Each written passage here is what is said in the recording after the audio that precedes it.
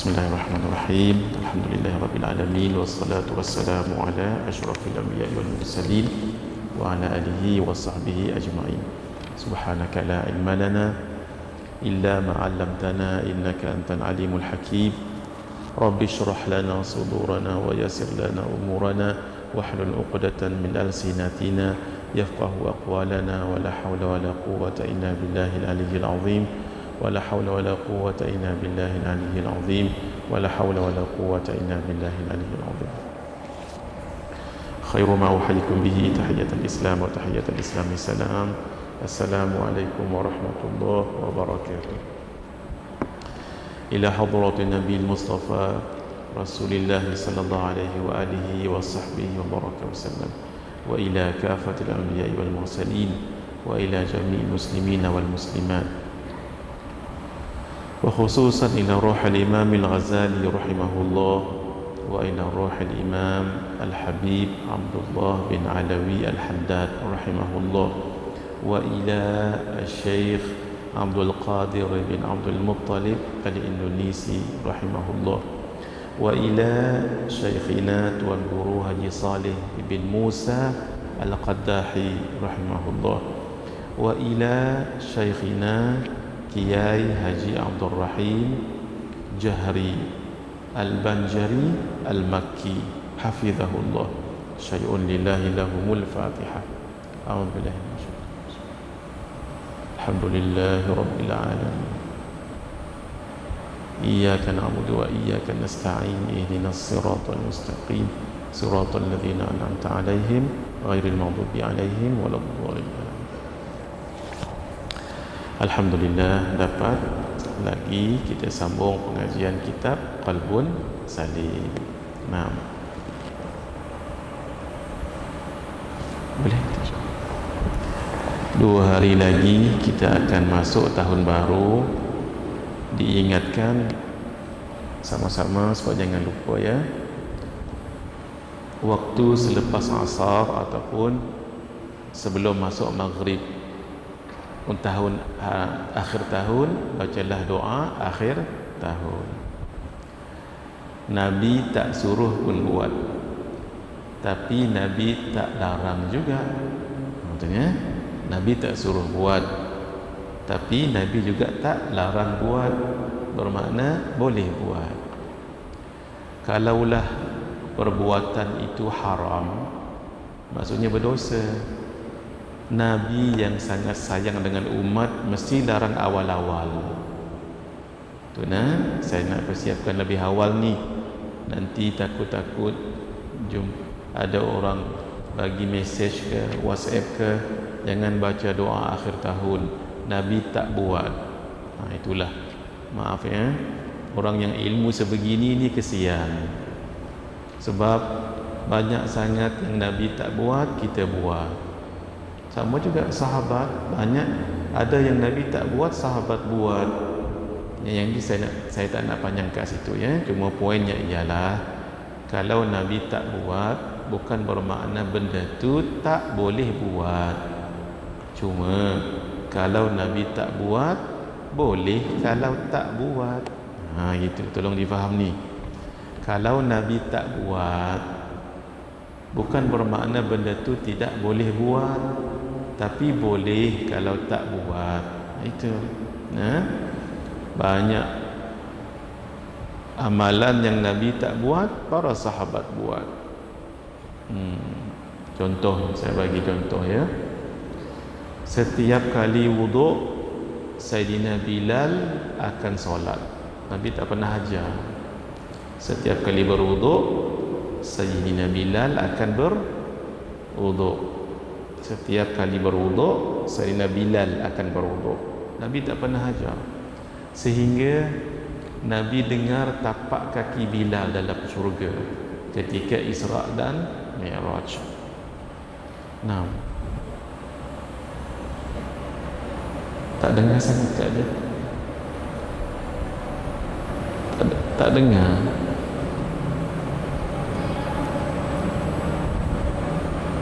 Apa? Hari Rabu. Macam mana? akhir tahun. Bila tu tak tahu saya. Hari Rabu, ya. Hari Rabu tu lah. Hari Rabu, ya. Selepas asar tu dah boleh baca doa akhir tahun. Tapi paling bagus biar sebelum maghrib lah, ramai-ramai datang. Itu paling bagus. Sebab sebelum masuk tahun baru. Tapi setengah masjid dibacanya selepas maghrib boleh juga. Tak ada spesifik dan mesti kita buat begitu, ya. Cuma poin saya ialah bacalah doa akhir tahun dan doa awal tahun. Cuma saya nak siapkan awal-awal. Kadang-kadang ada suara yang nakal, suara-suara nakal sejak daripada dulu lagi.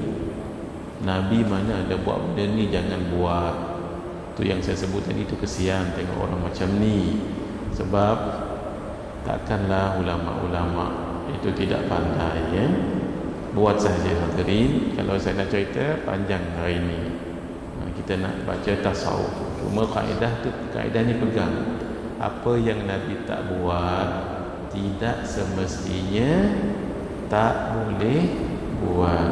Tapi boleh kalau tak buat. Kalau tak buat tak apa, itu maksudnya.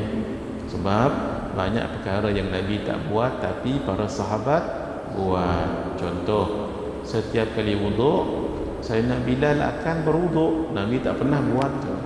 Sampai ketika Nabi Isra Mi'raj dengar tapak kaki Bilal dalam syurga.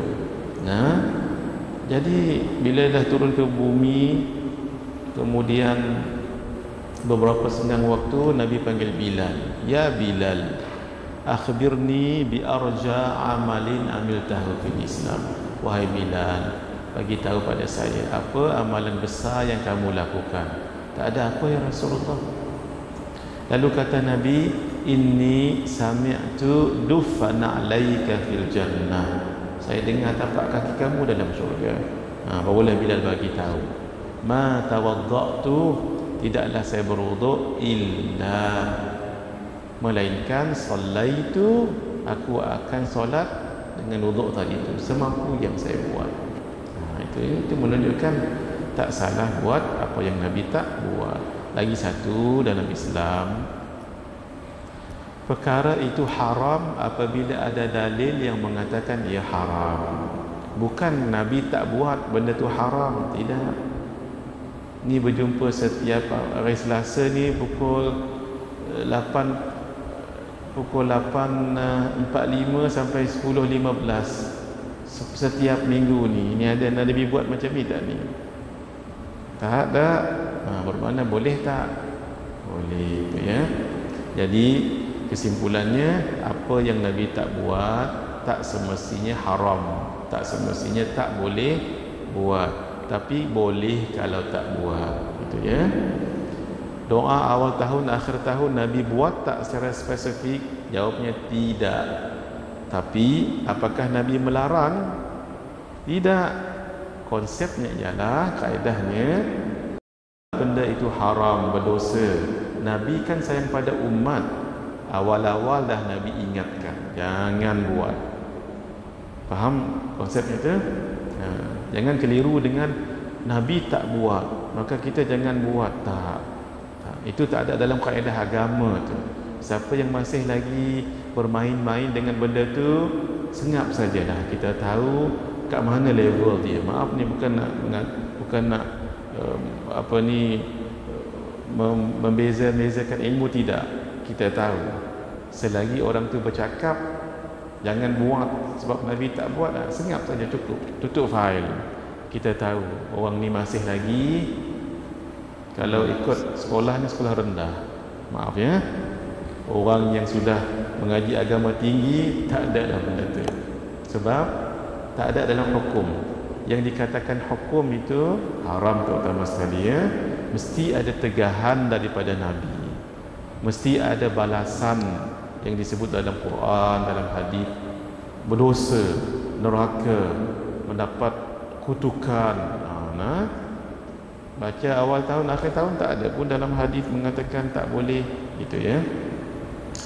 Kadang-kadang ada juga orang yang keras juga. Tak, saya tak nak buat. Tak apa, tutup senyap gitu je. Tapi jangan larang orang lain buat. Boleh ya? Benda-benda macam ni sebenarnya benda-benda yang membuangkan masa saja. Cuba bayangkan kalau orang baca doa awal tahun akhir tahun tu, itu masuk neraka ke? Kesian tengok orang tu. Baca Yasin setiap kali malam Jumaat, berdosa ke? Ini cara budak-budak dah fikir dah ni lah. Saya tak bagi dalil, ni cara budak-budak fikir. Sengat. Sebab tu saya kalau berjumpa dengan benda-benda macam ni kita tahu dia tu level tu kat mana. Jadi bacalah doa awal akhir tahun dan awal tahun. Banyaklah dalam buku, download internet pun tak apa juga ya. Kenapa buka tutup tahun ini dan buka dengan sesuatu yang baik? Satu lagi pesan guru kita sebelum saya lupalah. Tahun hijrah ini di awalnya cuba khatamkan 360 kali ayatul kursi.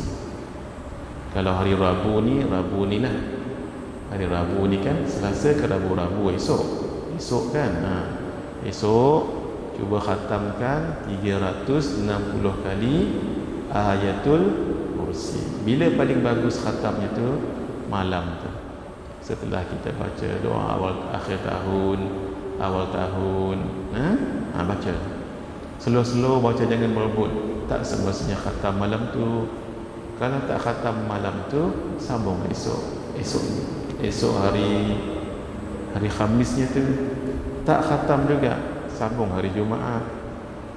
Tak khatam juga hari Sabtu. Janganlah sampai tahun depan baru khatam. 360. Kenapa? Satu tahun ada 360 hari. Ayatul kursi itu mendinding orang yang membacanya daripada gangguan makhluk-makhluk halus dan makhluk-makhluk tak halus. Jadi kita minta, ya Allah, mudah-mudahan berkat kita baca ayatul kursi itu setiap hari ada pendinding, itu tujuan itu ya. Nabi suruh? Tak. Nabi larang? Tak. Buat. Sebab Nabi tak larang. Kalau Nabi larang, itu yang buat, itu jangan buat ya. Sebelum saya lupa, itulah yang saya nak ingatkan. Esok hari maghribnya itu cuba khatamkan 360 kali ayatul kursi. Bacalah dengan cara masing-masing. Kalau yang panjang nafas, sekali nafas boleh khatam satu ayatul kursi.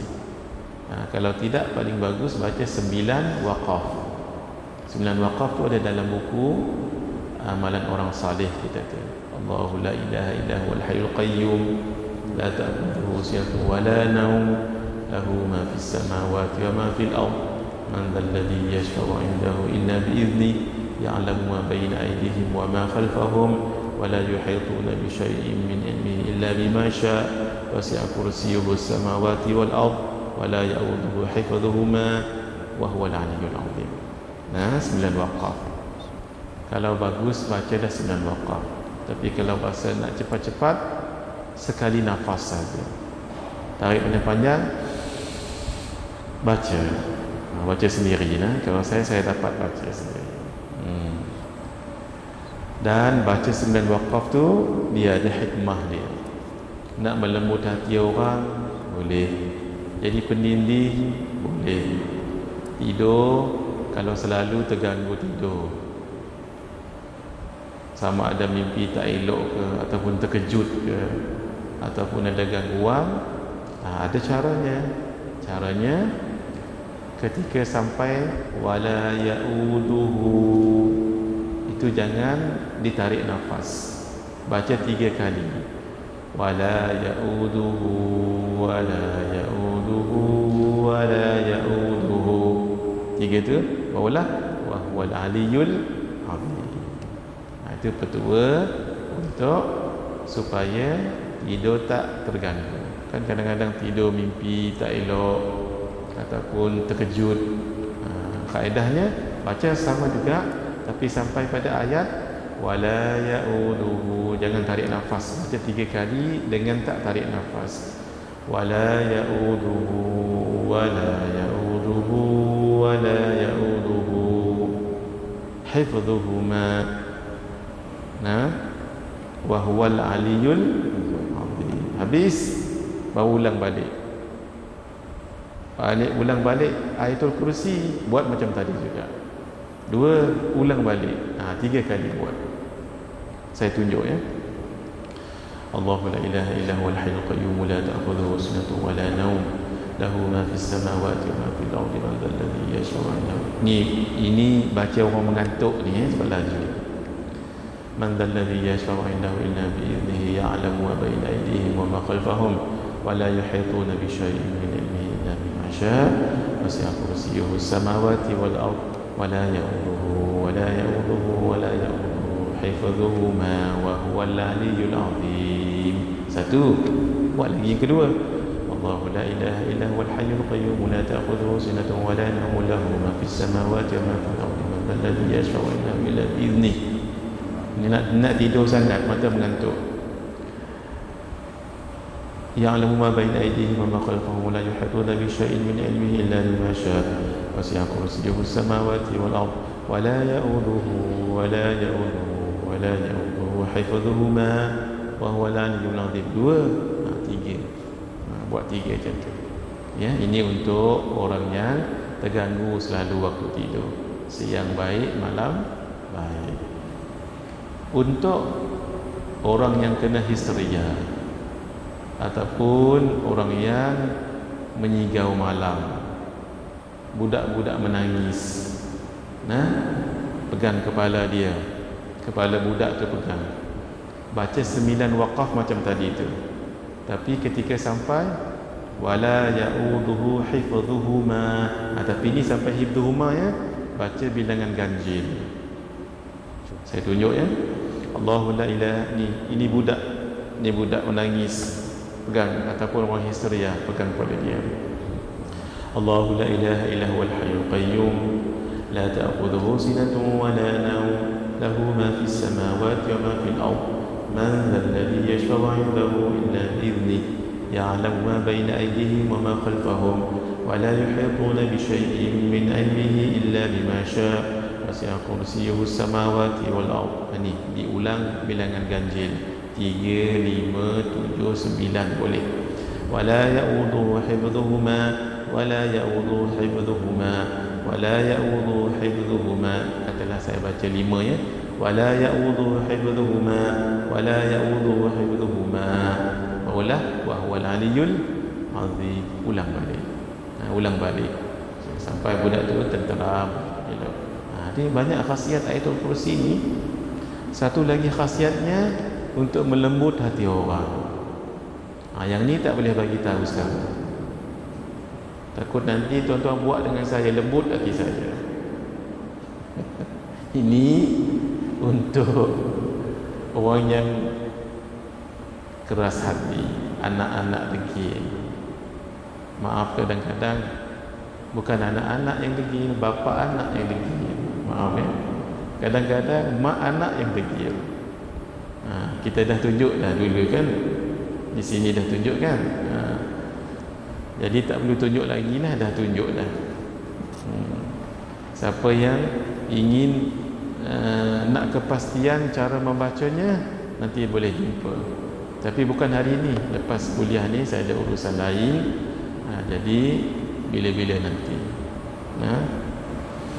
Saya yakin sebahagian kita dah mengamalkannya. Itulah kaedah membaca ayatul kursi. Yang terakhir sebelum kita mula, ada satu amalan ulama supaya bacaan ayatul kursi itu lebih lagi besar pahalanya. Dibaca muqaddimah dia. Cuma muqaddimah dia ni agak panjang. Ya, saya baca sekarang, cuba dengar dulu. Allahumma inni uqaddimu ilayka bayna yaday kulli nafasin wa lamhatin wa tarafatin yatrifu biha ahlus samawati wa ahlul ard wa kullu shay'in huwa fi ilmika ka'inun aw qad kana uqaddimu ilayka bayna yaday dhalika kulli Allahu la ilaha illa huwal hayyul qayyum Kata ulama'nya, ini bukan hadis ni, kata ulama' yang ada pengalaman, siapa yang baca ayatul kursi, muqaddimah dia macam tadi tu, sekali dia baca 70,000 malaikat angkat pahala baca ayatul kursi tadi tu, 70,000 kali. Cuba saya nak tanya dulu supaya kita boleh kongsi-kongsi. Siapa yang di rumah baik, sekarang baik, ada simpan buku yang ditulis oleh Syekh Muhammad Fuad Kamaluddin As-Sanusi? Ada tak? Nama buku tu Syawariqul Anwar. Kalau ada? Tidak.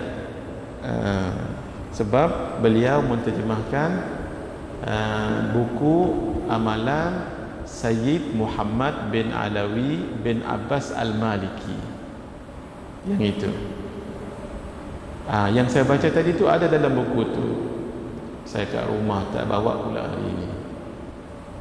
Siapa yang ada, maksud saya siapa yang ada, photostat saja, tangkap tu saja, kemudian baca.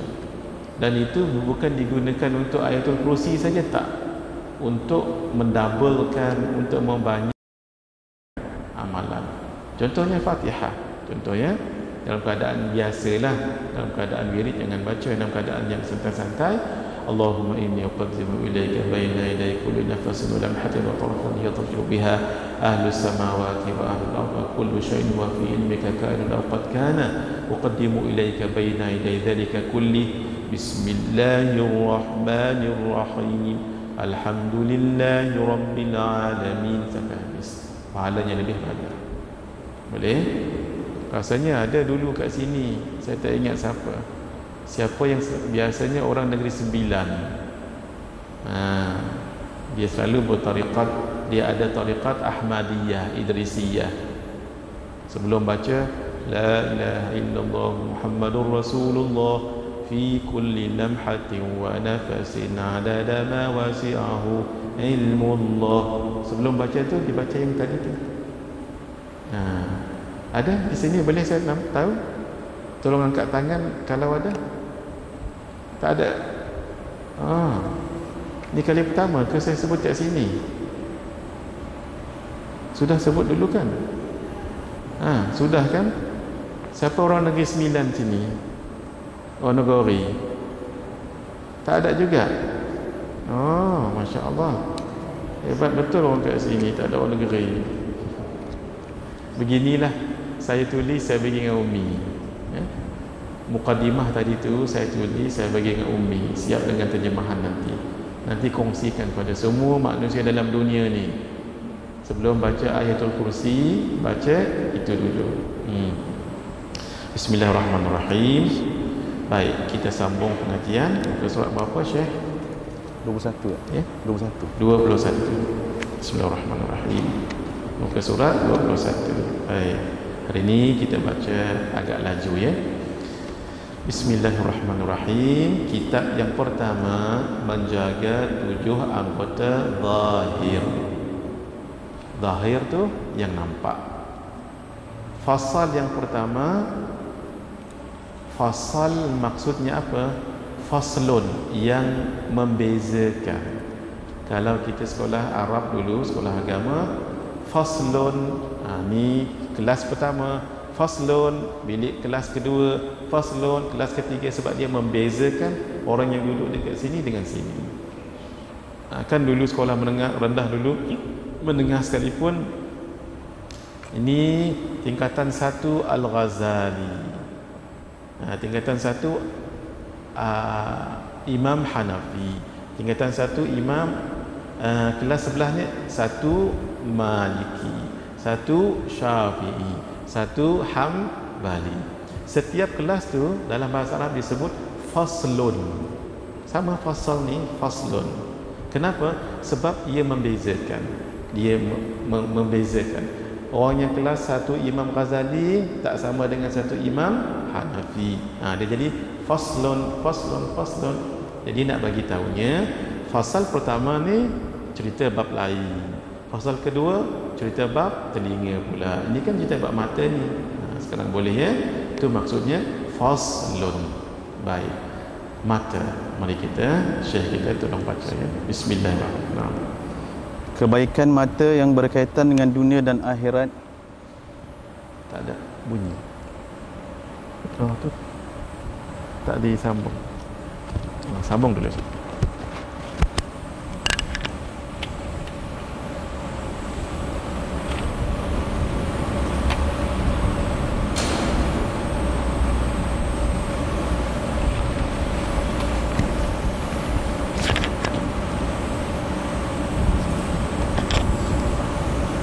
Kebaikan mata yang berkaitan dengan dunia dan akhirat. Ini sebenarnya tajuk yang saya bubuh sendiri. Dalam buku asal tak ada tajuk ni. Jadi supaya senang. Ni nak cerita tentang apa ni?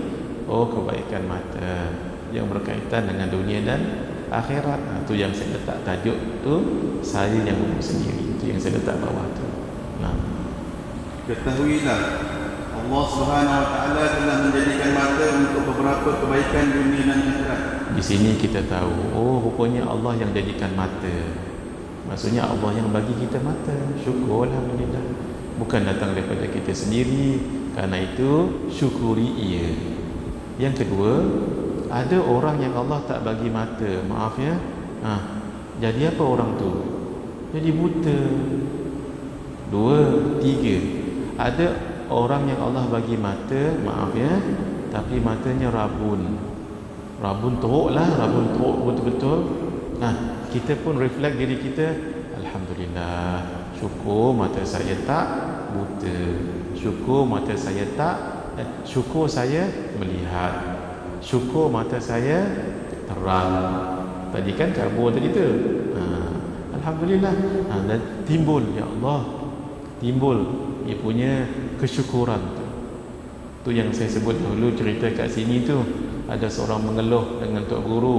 Tok Guru, saya doa pada Allah tak dimakbul. Tak dimakbul oleh Allah. Banyak kali doa tak dimakbul. Apakah saya ni tak bernilai? Diri saya ni tak bernilai sampai tak dimakbul oleh Allah? Lalu kata Syekh ini, wahai saudara, kalau kamu kata diri kamu tak bernilai, kamu boleh melihatkan sekarang, ya, berapa harga mata kamu? Tok Syekh, tak ternilai harga mata saya ni Tok Syekh, sebab ada orang yang tak boleh melihat sebab buta. Ada orang yang boleh melihat tapi kabur. Ada orang yang boleh melihat tapi tak lama, berayat ayat mata dia.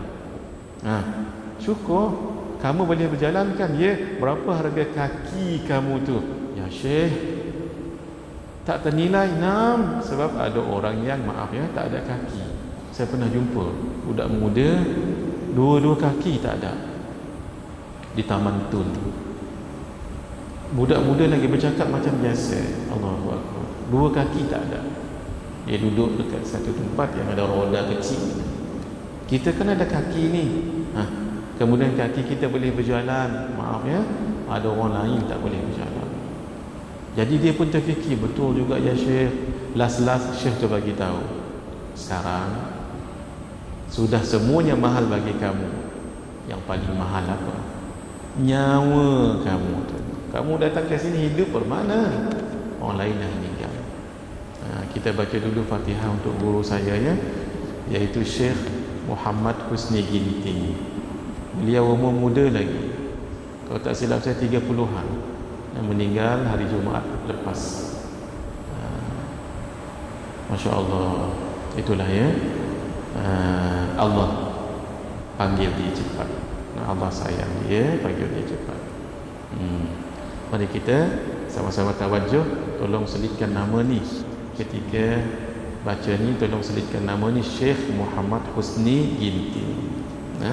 Sedekahkan juga pada Rasulullah SAW, hadiahkan juga pada Rasulullah SAW dan semua ahli keluarga kita yang meninggal dunia mak ayah ya. Al-Fatihah. A'udzubillahi minasyaitonirrajim. Bismillahirrahmanirrahim. Alhamdulillahirabbil alamin. Ar-Rahmanirrahim. Maliki yaumiddin. Iyyaka na'budu wa iyyaka nasta'in. Ihdinas siratal mustaqim. صراط الذين أنعمت عليهم ghairil maghdubi alaihim waladdallin. Amin. Itu antara contoh membaca. Jangan laju sangat, jangan slow sangat macam tadi tu. InsyaAllah sampai pada mereka, insyaAllah. Siapa di antara kita yang meninggal dulu, tolong sama-sama ingat ya, yang masih hidup sedekahkanlah Fatihah. Siapa di antara kita yang pergi dulu, biasanya anak murid, biasanya jadi Tok Guru yang baca. Saya lepas Fatihah tak pernah saya lupa dengan tuan-tuan puan-puan. Lepas setiap kali solat, saya akan baca satu Fatihah khas untuk semua yang mengaji dengan saya di Al-Khairiyah, di Al-Falah, di Salak Tinggi, di Masjid Hasanah, semua tempat. Tapi saya niat satu sajalah. Bila baca Fatihah tu saya niat, ya Allah, ini khusus untuk siapa yang mengaji dengan saya. Saya terbayang masjid sajalah, tak terbayanglah muka semuanya ni. Okay. Maksudnya semua, saya niat semua yang mengaji. Saya masukkan niatnya, masukkan Khairiyah, Al-Falah semua sekali tu, baru saya baca Al-Fatihah. Tu ya. Sama-sama hadirinnya, maksudnya siapa yang meninggal dulu, orang yang masih hidup di antara kita ni, janganlah lupa baca. Sekali je pun baca Fatihah, niat semua orang. Niat dulu anak-anak murid, baru semua orang. Niat guru dulu, baru semua orang. InsyaAllah sampai, insyaAllah. Kalau tak percaya sampai, meninggal dulu, cuba. Bukan kita nak kata apa ni, orang yang di dalam kubur itu tidak ada hadiah yang paling berharga melainkan bacaan Al-Quran untuk dia. Fatihah paling kurang ya. Paling bagus surah Al-Ikhlas 11 kali. Itu paling bagus. Contohnya lepas solat kan, teringat dengan mak, ayah, tok wan dah meninggal, baca sekali je. Tapi niat ramai-ramai niat, baca Fatihah sekali dengan tenang macam tadi tu. Kemudian qul huwallahu ahad 11 kali. Kalau kita buat sekarang dengan orang, nanti bila kita meninggal, adalah orang buat dengan kita. Dia, kalau saya bagi contoh begini senang ya, dalam kitab. Kalau ada orang baca, adalah hidangan tu datang. Ni dalam kitab sebut. Cuba bayangkan tengah duduk seorang-seorang dekat kubur tu, ada seperti sarapan pagi, makan tengah hari, kan seronok tu. Contoh saja ni, contoh saja ya. Jangan lupa hadirin. Ada orang kata tak sampai, terpulang dia dah. Terpulang dia. Meninggal nanti baru tahu. Itu ya. Kalau saya yakin sangat sebab ulama kata sampai. Dalam hadis kata sampai, dalil-dalil banyak mengatakan sampai. Baca jangan risau. Baik, fadhal. Antara kebaikan mata yang berkaitan dengan dunia ialah, dalam kitab asal disebutkan dahulu kebaikan yang berkaitan akhirat, kemudian barulah disebutkan kebaikan yang berkaitan dengan dunia.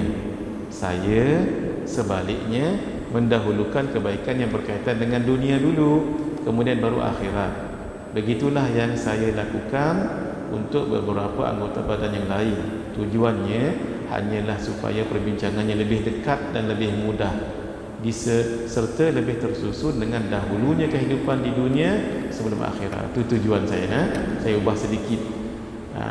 Kebaikan mata untuk akhirat asalnya dulu, baru dunia. Kan sekarang kita duduk kat dunia ni, biar dekat sedikit dengan dunia, baru kita cerita bab akhirat. Itu tujuan saya. Kita mesti hadirin, mesti amanah. Ni dah antara contoh, bukan nak puji diri amanah, tidak. Siapa yang menulis, kalau kitab asal tidak begitu, bagi tahu ini saya yang tambah, ini saya yang ubah. Kita mesti amanah ya. Baik, apa dia pertama sekali? Yang melihat apa yang diusahakan oleh diri sendiri. Apa maksud tu? Fadhal, sama ada yang bawahnya tu 52 tu. Sama ada yang berkaitan dengan apa yang dilakukan setiap hari, seperti bangun daripada tidur. Tu untuk diri sendiri kan, bangun daripada tidur kita lihat. Terus membersihkan diri, memakai pakaian, memasak makanan, makan, minum atau berkaitan dengan perusahaan seperti melakukan aktiviti jual beli, dalam perniagaan dan perkhidmatan, atau berkaitan dengan pekerjaan seperti tugasan sebagai seorang guru dengan mengajar, mentarbiah, mendidik, seorang pekebun dengan bercucuk tanam dan lain-lain. Itulah yang kita gunakan mata tadi tu. Kan kita buat benda ni kat dunia. Itulah kebaikan dunia. Satu. Yang kedua, mengelak daripada sesuatu yang boleh memudaratkan seperti terjatuh dan berlanggar dengan sesuatu. Kan ada kereta kat depan, mata tengok jangan langgar. Ada lubang, jangan redah saja. Gitu.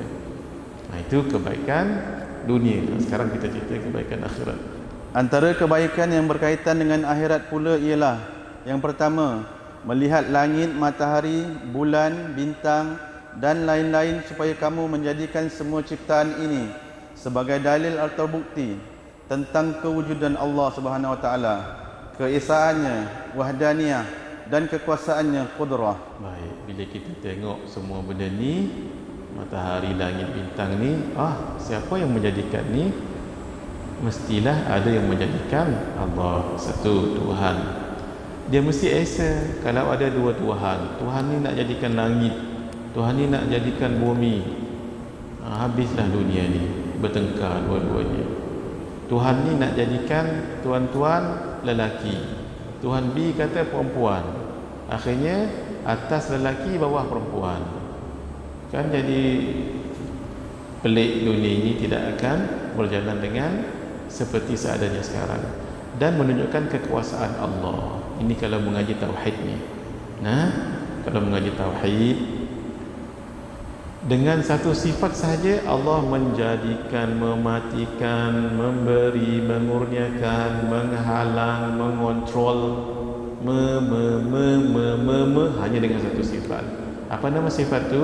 Qudrah. Dalam pengajian sifat 20, sifat ni namanya sifat ma'ani. Sifat yang paling dominan. Semua apa yang berlaku ni, semua yang Allah jadikan ni dengan sifat qudrah. Tolong diingat itu. Dan tidak akan terjadi, tidaklah qudrah tu melakukan kerjanya melainkan dengan muwafaqah ataupun mengikut iradah Allah. Sebab itu kita selalu kita dengar Tuan Guru sebut, ini berlaku dengan qudrah dan iradah Allah. Qudrah dan iradah Allah ataupun kehendak Allah. Memang betul, qudrah iradah dia tak boleh lari, mesti sama-sama. Ta'alluqnya pun sama juga dengan al-mumkinat. Ini siapa mengaji sifat 20 lebih mantap lagi hadirin. Sebab tidak ada yang berlaku dalam dunia ni melainkan dengan kesepaduan 4 sifat ma'ani: hayat, ilmu, iradah, qudrah. Saya dah bagi tahu dekat atas dulu tu. Tolong diingat ya. 4 serangkai sifat ma'ani. Apa dia? Qudrah,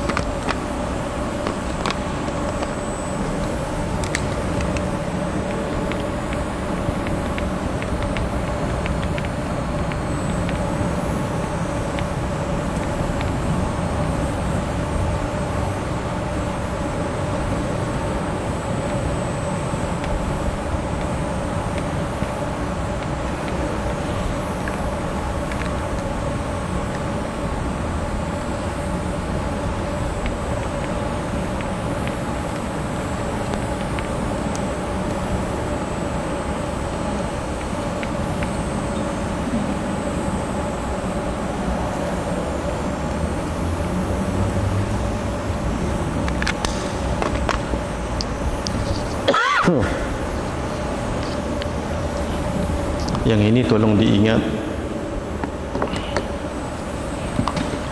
Tolong diingat sampai meninggal. Jangan meninggal baru ingat. Ingat hari ini sampai meninggal.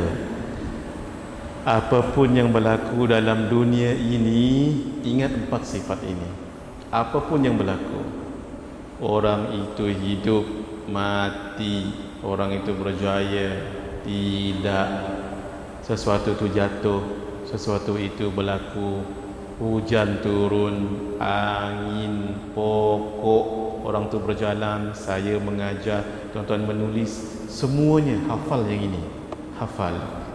Apa dia? Pertama sekali, ilmu. Ini cerita tentang Allah. Yang kedua, hayah dulu ya. Hayah. Barulah ilmu. Barulah iradah. Barulah qudrah. Begini ya. Begini. Kita sekarang mengaji di Masjid Al-Khairiyah. Sekarang kan 18 hari bulan sekarang ini mengaji ya. Baik. Kita berkumpul sekarang ini, siapa yang mengumpulkan kita? Siapa yang melakukannya? Allah. Allah melakukannya, mengumpulkan kita ini dengan sifat qudrah. Baik. Tidak mungkin qudrah Allah melakukan. Tak mungkin Allah execute melakukannya itu, melainkan dengan kehendak Allah. Allah yang mahu. Allah mahu kita datang hari ini. Berapa ramai orang yang nak datang tapi tak dapat datang, sibuk. Sebab disibukkan oleh Allah. Tapi alhamdulillah saya datang hari ini. Ini dengan kehendak Allah. Persoalan, bila Allah mahukan kita datang kat sini ni? Semalam ke? Minggu lepas ke tak? 50,000 tahun sebelum kejadian langit dan bumi. Inilah namanya takdir.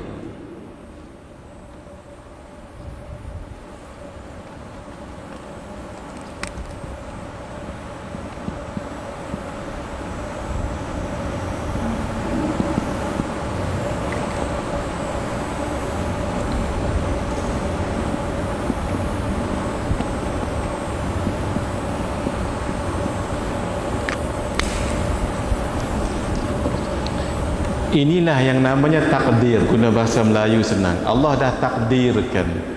Sebelum ada saya lagi, sebelum ada Malaysia, sebelum ada tuan-tuan Khairiyah pun tak ada lagi, Umi pun tak ada lagi, Ustaz Syam lagi tak ada. Waktu tu 50,000 tahun Allah dah mahukan semua kita ni duduk kat sini dah. Allah dah tentukan Syekh akan baca. Paling kurang tu 50,000 tahun tu. Barulah sekarang tengok Allah dah tentukan. Semua Allah dah tentukan. Cuma kita tak tahu lagi. Hari ini ni kita nak berhenti kelas di pukul berapa ni, Allah dah tentukan 50,000 tahun. But the question is that whether you know or not. Kita tahu tak? Tak tahu kan? Bila tak tahu, jalani sahaja sunnatullah. Apa? Buat sahaja, lakukan sahaja, driving dengan baik. Allah dah tentu tak bila kita driving 10 minutes ahead what will be happening to you and to your vehicle? Allah dah tentukan tak? Sudah bila 50,000 tahun. Cuma kita tahu tak ketentuan itu? Tak kan? Tahu tak ilmu tu? Tak tahu kan? Jalani sunnatullah. Baik. Apa dia sunnatullah? Kalau if you drive safely, you will be safe. Kalau kita bawa dengan berhemah, insya-Allah sampai dengan selamat. Itu sunnatullah, tapi tak tahu depan tu berlaku apa. Tapi sunnatullah juga sebut if you ride rudely, something bad to be happening to you ahead. How many kilometers ahead? Tapi kenapa you put yourself in danger? Sunnatullah kata begitu. Kalau memandu laju, itu akan berlaku benda yang tak elok. Jangan lakukan. Tapi yang namanya takdir, Allah sudah tentukan. Jalani sunnatullah itu, supaya jangan kita terasa menyerah begitu saja. Tidak. accident, apa ni, tayar pamcet tengah bawa ni, yakin ni dah sunnatul, ini dah takdir Allah. Nah, takdir Allah. Tapi berpeluk tubuh ke? Tak. Kejap lagi ya. Berpeluk tubuh tak? Jangan. Sebab yakin tak 5 minit ke depan tu Allah dah tentukan, Allah dah tentukan. Yakin tak? Yakin. Apa tu? Wallahu alam. Oleh kerana kita tak tahu, jalani sunnatullah. Hello, telefon towing. Hello, telefon abang haji. Gitu. Ya, sila lagi. Ya. Ini lebih kurang dalam hadis sebut 50,000 tahun. Innallaha kataba maqadirul khalaiqa 50,000 sanah qabla khalqis samawati wal ard. Sesungguhnya Allah telah menulis takdir 50,000 tahun sebelum kejadian langit dan bumi. Itu paling kurang tu. Wallahu alam yang exactly. Terus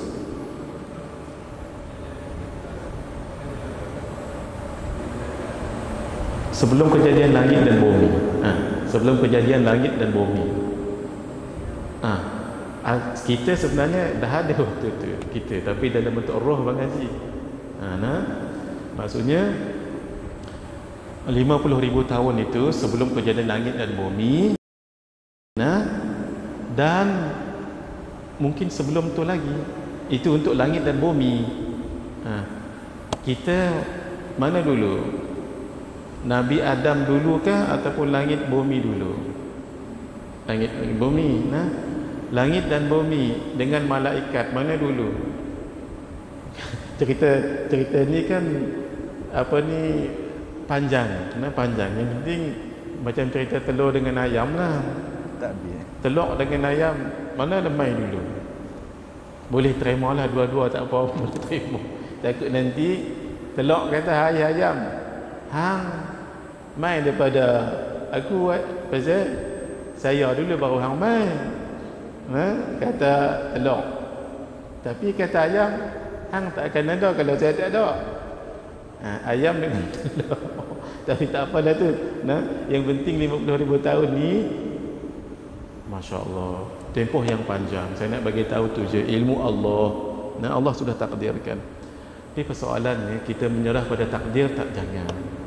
Kalau menyerah pada takdir, tak payah makan. Tak payah makan. Sebab Allah dah tentukan sejam lagi kita makan ke tak. Tapi sunnatullah, kalau tak cari makanan, dapat tak makanan? Tak, cari dulu. Gitu ya. Tapi cerita ni panjang ni. Cuma saya nak ceritanya, jangan kecewa dalam kehidupan lah. Termasuk juga orang yang sakit dah 20 tahun dah sakit, ustaz tak sembuh-sembuh. Mungkin tahun yang ke-21. Wallahualam ya. Dah 21 tahun ustaz, mungkin tahun 22. Wallahualam. Yang penting kita sebagai hamba Allah jalani saja, buat baik, tinggalkan kejahatan. Baik, ini tadi saya nak bagi tahu, mantapkan akidah. Apanya? Semua yang berlaku ini sudah ditakdirkan oleh Allah. Cuma kita tahu tak yang berlaku di depan kita ni? Tak tahu. Itu yang kena jalani sunnatullah. Jalani sunnatullah itulah amal soleh kita. Saya bagi contoh ya. Saya bagi contoh. Saya suka juga dengan contoh A'ajim. Tahu mengaji A'ajim? A'ajim pendakwah Indonesia tu. Jadi saya suka dia kaitkan dengan ini dia naik sopir, dia naik apa ni, kereta. Jadi dia pun pakai safety belt, kena. Jadi sopir tu apa? Yang bawa memandu. Tanya, "Ya, Pak Ustaz, kenapa harus pakai ini? Pakai apa ni? Tali pinggang keledar tu." Ya, kalau Allah sudah takdir, pandai juga dia pun belajar takdir. Kalau Allah sudah takdirkan aksiden. Kalau Allah takdirkan selamat, selamat. Betul juga kan? Saya kaitkan tadi tu kan. Persoalan, kita tahu tak 50 meter ke depan tu akan berlaku aksiden ke tak? Tidak kan? Jalani sunnatullah. Apa dia jalani sunnatullah? Dalam ilmu manusia, kalau pakai safety belt, kalau berlaku gegaran ataupun berlaku hentakan, paling kurang dia akan mengawal kita tu. Tidaklah berlaku momentum. Kalau berlaku aksiden ni terlalu kuat sampai melambung keluar. Pakai itu, bila kita pakai ini, kita telah menyelesaikan apa dia? Ikhtiar. Usaha dan ikhtiar. Kan dia ada 4. Mula-mula apa? Usaha. Yang kedua, ikhtiar. Yang ketiga, doa. Yang keempat, baru tawakal. Jangan terus tawakal. Saya tawakal pada Allah. Tak. Jalani dulu usaha dan ikhtiar. Apa dia usaha? Nak sampai ke airport contohnya. Usaha naik kenderaan. Ikhtiar. Ikhtiar kan supaya kita jangan kena aksiden. Apa dia? Tali pinggang seleda. Doa. Subhanalladzi sakhkhara lana hadza wa ma kunna. Selesai semua itu, baru serah pada Allah. Kadang-kadang berlaku juga aksiden disebabkan orang lain juga. Takdir nampak macam mana. Tapi yang kita buat kenderaan, naik kenderaan, tali pinggang tadi, itu amal soleh. Amal soleh kita. Selesaikan dulu apa dia? Amal soleh, usaha dan ikhtiar. Bolehnya? Bukan sebenarnya bila kita faham konsep qadar ni, bukan kita jadi orang yang malas, tak. Orang yang bersungguh lagi kan ada. Contohnya, dia bisnes, rugi bisnes dia. Nak buat macam mana? Saya dah usaha, ikhtiar, rugi sekarang rugi. Tapi yakin tak sebulan lagi Allah dah takdirkan? Yakin kan? Yakin. Tapi tahu tak takdir tu untung ke rugi? Tak tahu. Usaha lagi. Gitu. Tolong diingat ya. Ini satu lagi mengajar dalam kitab ni saya sebut, supaya kita jangan menghina orang. Ni. Kenapa? Sebab apa yang berlaku tu Allah yang mahu. Saya bagi contoh ya. Maaf. Ada orang yang cacat. Maaf ya, orang yang cacat. Tak kira lah cacat buta ke, cacat jalan ke, macam mana. Dia cacat sekarang kan? Siapa yang buat dia cacat? Kita ikut kaedah ini. Allah lakukan, jadikan dia cacat dengan sifat apa? Qudrah. Kan? Tidak mungkin Allah melakukannya melainkan Allah mahu. Allah berkehendak. Allah berkehendak dengan sifat iradah. Kalau kita menghina orang cacat tadi, seolah-olah kita menghina Allah. Lebih besar lagi dosa dia menghina sifat qudrah Allah dan sifat iradah Allah. Dan sifat ilmu, tak mungkin Allah berkehendak melainkan Allah tahu, mesti ada hikmahnya. Menghina ilmu Allah. Dan 3 sifat yang atas itu tak akan mungkin ada kalau tidak ada sifat haya. Allah itu hidup. Menghina sifat haya Allah. Sebab itu orang-orang yang kenal Allah tak berani dia buat dosa. Buat satu dosa, kena semua 4 ini. Boleh hadirinnya? Ini dimantapkan. Cuba sama-sama kita, cuba sama-sama hafalnya daripada bawah. Hayat, ilmu, iradat, qudrah. Cuba sama-sama. Jangan tengok sini tak jadi. Tengok sini. Tengok ni, makhluk ni. Kamera tu. 1, 2, 3. Hayat, ilmu, iradah, cuba daripada atas. Qudrah, iradah, hayat, ilmu, hayat. Kalau mengaji sifat 20, tidak ada sequence dalam sifat Allah, sebab semua sifat Allah qadim. Termasuk qadim, tidak ada mula. Ini kan seolah-olah ada mula, hayat dulu, baru ilmu, baru iradah, baru qudrah kan. Itu disebut tertib ta'aqquli.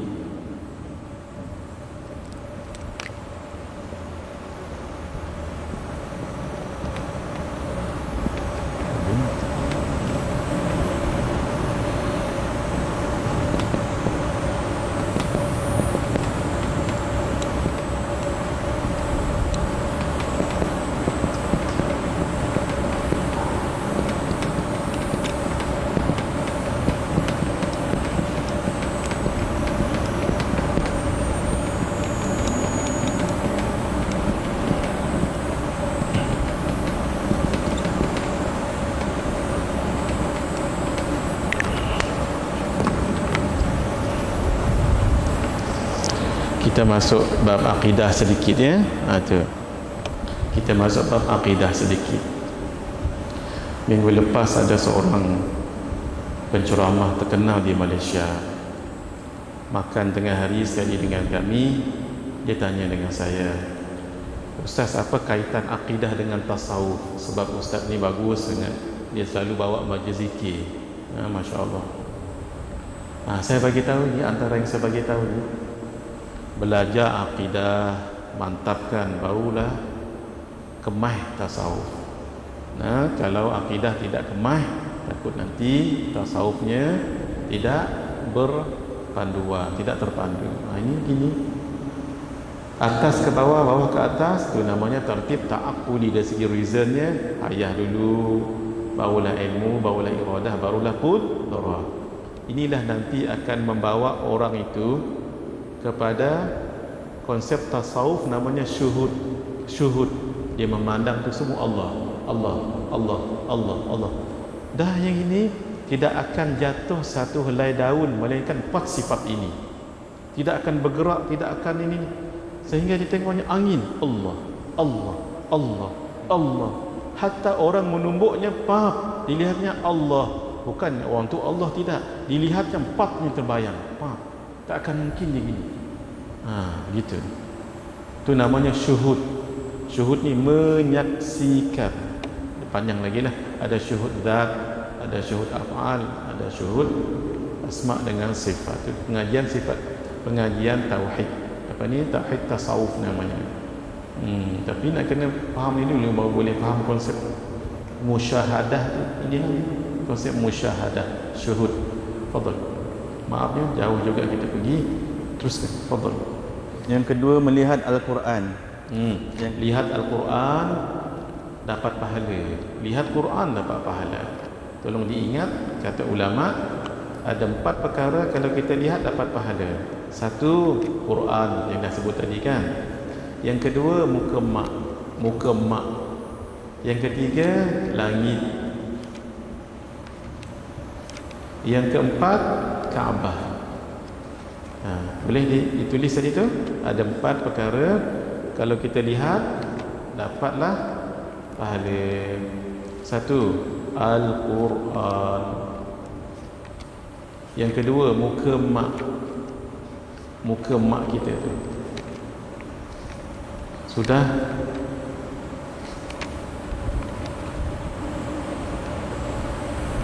Yang ketiga, apa tadi? Langit. Yang keempat, Kaabah. Bila kita lihat Quran, kita tahu ni datang daripada Allah yang bagi petunjuk melalui Rasulullah sallallahu alaihi wasallam. Yang kedua, kita tengok muka mak. Kita ni lahir daripada mak. Maksudnya kita datang daripada mak. Mak datang daripada Tok Wan. Tok Wan datang daripada naik atas lagi, naik atas. Last semua datang daripada Allah. Langit, ya Allah, langit ni mana tiang langit ni tak runtuh-runtuh. Kembali Allah Maha Kuasa. Kaabah, kita ada tanggungjawab iaitu mengibadahkan diri pada Allah. Semua bertumpu pada situ semua tu. Sebab itu kalau kita mudah-mudahan dapat umrah dalam sedikit masa lagi, beriktikaf di Masjidil Haram, cari tempat yang mata kita boleh tengok Kaabah. Jangan cari tempat yang terlindung. Sebab lihat Kaabah saja dapat pahala. Lihat Kaabah saja dapat pahala. Fadal. Terus, melihat jalan ke masjid. untuk ke masjid, jangan tengok jalan saja. Ni jalan pergi masjid ni. Lagu tu. Tak, jalan pergi masjid untuk ke masjid lazimnya. Bila tengok masjid, lazimnya pergi masjid. Jangan tengok saja. Tahu? Melihat jalan ke tempat menuntut ilmu. Mari kita tengok apa dia kepentingan menuntut ilmu. Penting. Sayyidina Ibnu Mas'ud, kita lihat 23 ya. Sayyidina Ibnu Mas'ud, ingat lagi tak Ibnu Mas'ud ni apa panggilan? Apa dia punya istilah dia? Ibnu Mas'ud, Abu Hurairah, Ummu Aiman. Ingat tak? Abu, Ibnu, Ummu. Kunyah. Boleh tulis kat situ kunyah supaya kita ingat.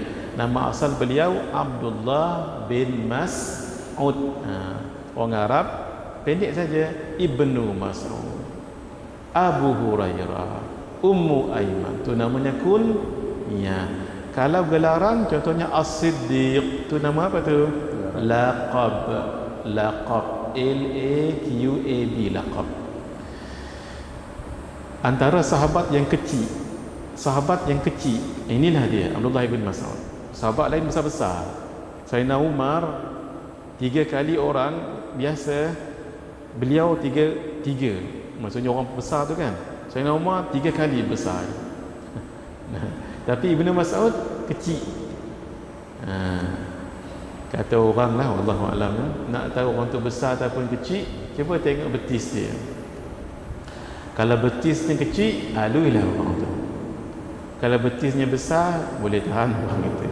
Beliau ni betisnya kecil, Ibnu Mas'ud, tapi beraninya Masya Allah. Beliau pernah baca Quran di kalangan orang pembesar Quraisy sampai kena hempuk dia, pengsan. Sayyidina Abu Bakar yang ni balik, yang ambil dia, berdarah-darah, pengsan. Bila dia bangun, kenapa ni? Ada orang bagi tahu, kamu kena pukul oleh orang Quraisy. Kenapa baca Quran? Bila dia sedar-sedar, dia pun bagi tahu, kamu nak saya baca lagi kat mereka? Jangan. Beraninya Ibnu Mas'ud. Berkata, alaikum bil ilmi qabla an yurfa wa raf'uhu mautu wati wa inna ahadan lam yulad aliman wa innamal ilmu bit ta'allum. Fadal. Wajib ke atas kamu menuntut ilmu sebelum ia diangkat atau hilang. Terangkatnya atau hilangnya ilmu adalah dengan kematian para ulama. Itulah, bila guru kita meninggal, habislah ilmu tu dibawa. Tu ya. Tuntutlah ilmu dengan guru tu, tuan-tuan. Saya selalu ingat pada pesan guru saya, Syekh Nuruddin. Kita duduk kat sini 1 jam je kan, 45 sampai 10, 15 contoh, tak pun sejam ya. Walaupun kita duduk 1 jam dengan guru tu, kalau guru tu sepanjang hidupnya pernah mengaji dengan 100 orang guru contoh, dan dia pernah baca 200 kitab, dengan 1 jam kita duduk tu seolah-olah kita mengaji dengan 100 orang guru dan seolah-olah membaca 200 kitab. Itu berkat mengaji dengan guru ni. Tapi bila guru tu dah meninggal, habis, seperti hilanglah 100 orang guru dan 200 kitab.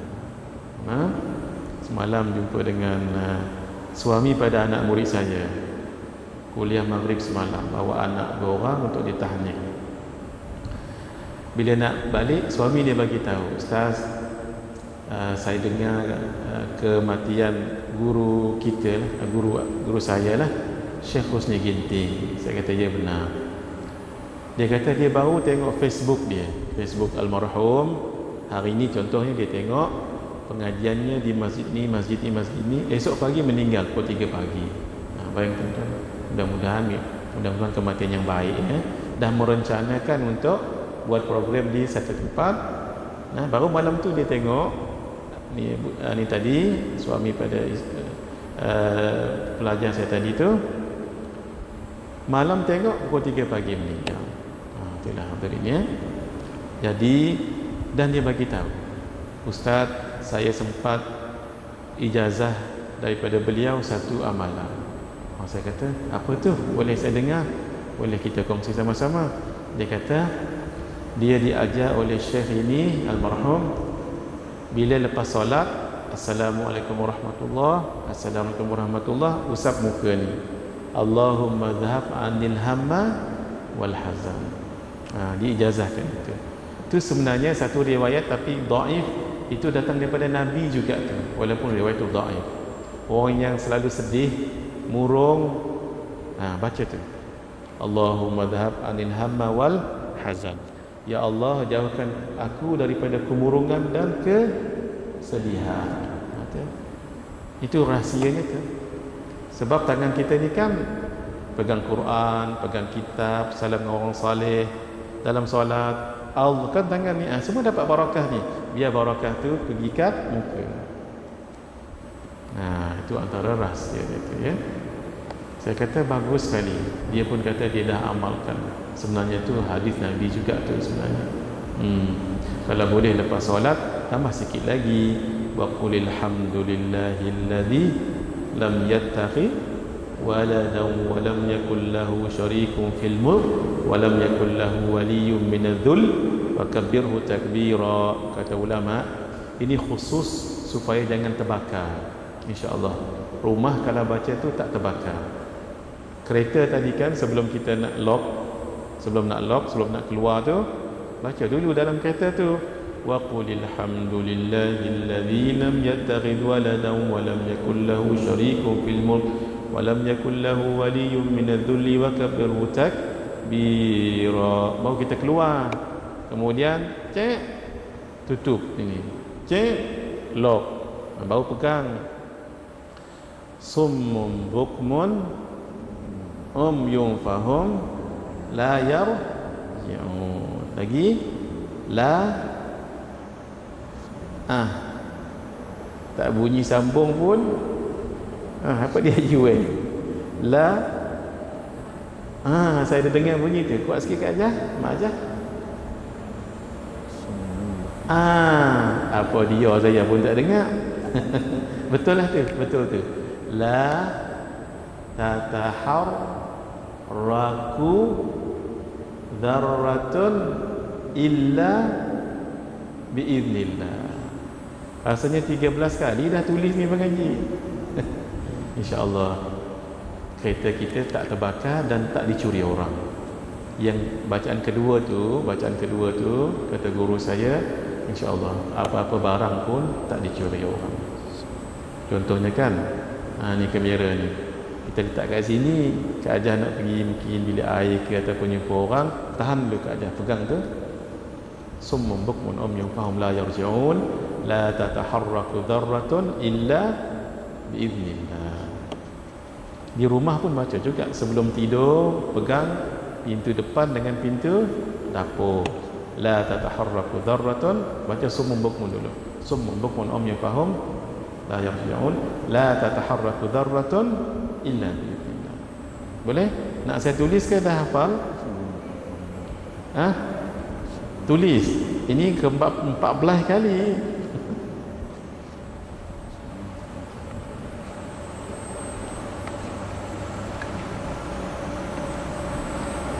Ini boleh padam? Boleh? Boleh.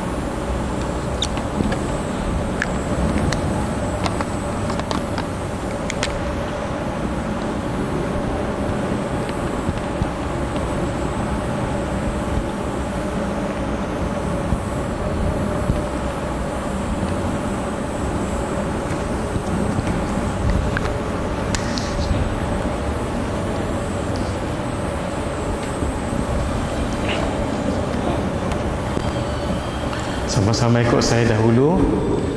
Summun bukmun umyun fahum la yarji'un la tataharraku dzarratun illa biiznillah. Kita ijazahkan semua ya. Caranya kena pegang. Tempat mana tu? Contohnya komputer kita, pegang komputer. Summun bukmun umyun fahum la yarji'un la tidaklah tataharraku bergerak zarratun satu zarrah pun illa melainkan biiznillah dengan izin Allah, tak akan bergerak. Tapi baca dengan yakinlah mengaji lah. Cerita baik.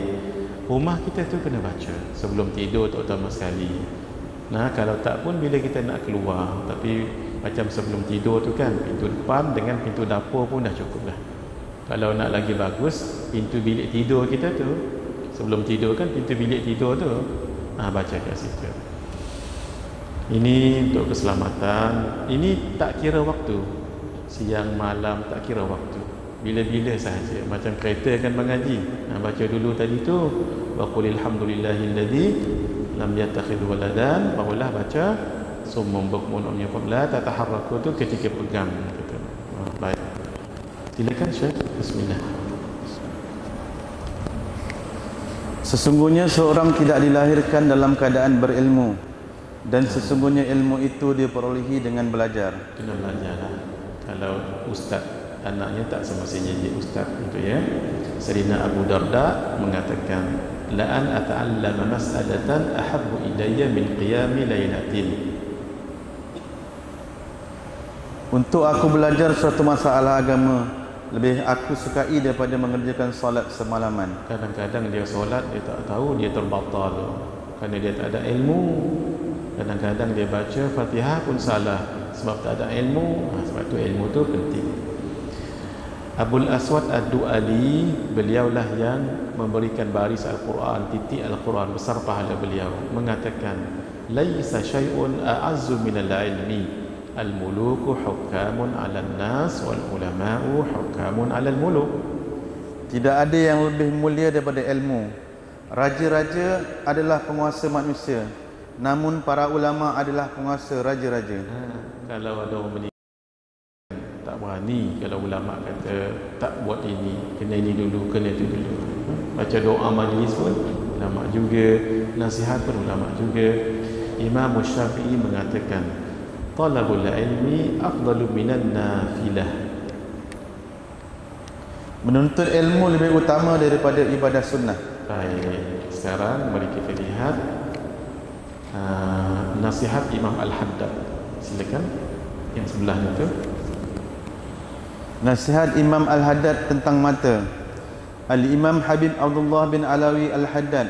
Al-Haddad ni asalnya orang yang menajamkan pisau, menajamkan pedang. Hadid tu maksudnya besi. Jadi besi tu ditajamkan, mengasah tu kan. Itu namanya Al-Haddad pada asalnya. Nah.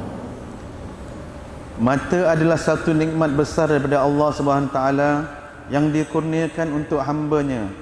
Ia dicipta untuk membolehkan hamba-Nya melihat keindahan-keindahan ciptaan Allah di bumi dan di langit, supaya sesudah itu dia akan bertambah kenal dan yakin terhadap Tuhannya, lalu bertambah pula ketaatan dan kebaktiannya terhadap Allah Subhanahu wa taala. Saya pernah bagi tahu kat sini, saya suka ada satu siaran ataupun program dalam YouTube tu. Apa dia? Dia letakkan macam kamera lah dekat kapal angkasa tu. Nah, ketika kapal angkasa tu bertolak daripada tempat dia bertolak tu, tolak, kamera tu capture lah apa yang di bawah tu, Ajib dia pun tengok. Dan dia sampai adalah satu tahap yang dia tak boleh lagi sebab atas sana tu dah gelap. Ya Allah, kalau boleh hadirin ni saya kembalikan kat sini. Mata kita ni kan terhad, kita boleh tengok sini, paling-paling pun kita tengok atas tu, atas langit atas tu kan. Itu je lah. Kita tak tahu yang atas tu lagi. Atas tu lagi. Kan kita ni duduk di dalam satu sistem, dan sistem ini berada di dalam satu galaksi. Galaksi itu berada di dalam Milky Way, dan atas tu berapa banyak tu Allah. Cuba sekali-sekala tuan-tuan, puan-puan, cuba tengok YouTube itu. Saya tak tahu nama program tu, tapi dia melihat keadaan kita ni, dunia kita sekarang. Dia pun meluncur, akhirnya bumi tu jadi kecil, kecil di atas lagi. Memang sebenarnya tak dapat catch up dah ni je, tapi dia pakai komputer dah. Berapa lagi ke atas tu Rupanya bumi kita tu masuk satu sistem. Sistem ni rupanya dalam galaksi. Ya Allah. Tuan-tuan, besar universe. The universe bukan sahaja yang kita lihat tu. Yang kita lihat langit ke atas tu baru langit dunia.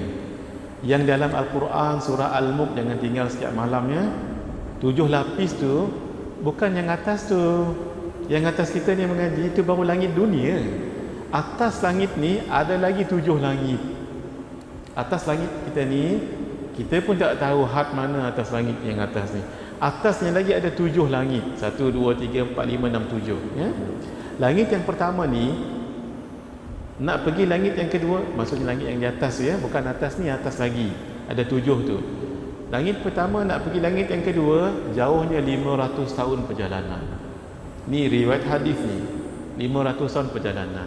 Langit yang kedua nak pergi langit yang ketiga, 500 tahun perjalanan. Allah. Ni bila kita baca nota ni, Allah, semua tu dikuasai oleh Allah. Arash paling tinggi. Arash paling tinggi. Ya gini ya. Langit kita atas ni, tu bukan langit pertama, tu namanya langit dunia. Atasnya lagi wallahu alam kat mana, barulah langit pertama, 2, 3, 4, 5, 6, 7. Atas setiap satu tu, satu kedua 500 tahun, 2 ketiga 500 tahun terus ya. Kemudian 7 ada lagi langit yang ke atas, Sidratul Muntaha. Tak nama langit dah, nama Sidratul Muntaha. Habis Sidratul Muntaha ada lagi yang atas tu namanya, ada yang dikatakan istawa, tempat tu mustawa nama tempatnya. Ada yang mengatakan di situlah lautan, wallahu alam ya. Atas lautan tu 500 tahun ke atas barulah paling tinggi, namanya Arash. Lepas tu tak ada lagi dah yang paling tinggi. Arash lah yang paling tinggi. Tapi nak satu ke satu tadi berapa? 500 tahun. Dan satu langit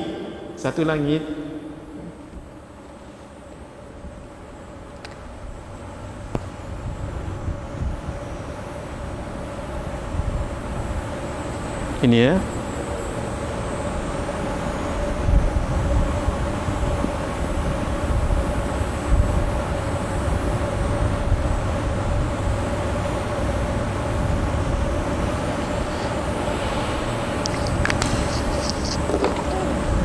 nampak tak yang macam wave tu? Itu namanya langit dunia.